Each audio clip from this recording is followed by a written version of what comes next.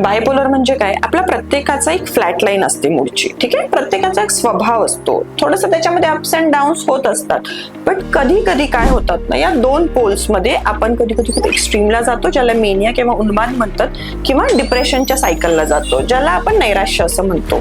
मग नैराश्यामध्ये काय होतं की आपल्याला उदास वाटतं, जगावंसं नाही वाटत, खूप चिडचिड होते, हेल्पलेस, होपलेस, वर्थलेस वाटतं. डिप्रेशनची लक्षणं तुम्हाला सगळ्यांना माहिती आहे. बट मेनिया म्हणजे काय, एक पीक असतो, त्याच्यामध्ये एकदम मज्जा येते, खूप एनर्जेटिक वाटतं, आपल्याला कविता सुचतात, आपल्याला गाणे सुचतात, आपल्याला ऑपोजिट सेक्स बद्दल अट्रॅक्शन वाटतं आणि ती व्यक्ती ना सतत खुश असते आणि कुठेतरी मी खूप मोठा आहे, ग्रँडिओसिटी आपण ज्याला म्हणतो, अशी भावना सुद्धा त्याच्यामध्ये येते.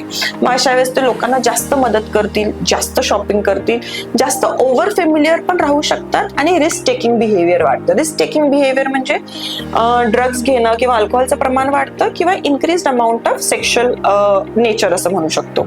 ही जी सायकल असते ती सतत नाही राहत. कधीतरी मेनियाचा फेज 15 दिवस 1 महिना राहील, मग व्यक्ती ती परत व्यवस्थित होते. एखाद्याच डिप्रेशनचा सायकल येईल किंवा ते येणार पण नाही, परत मेनियाचा फेज येऊ शकतो.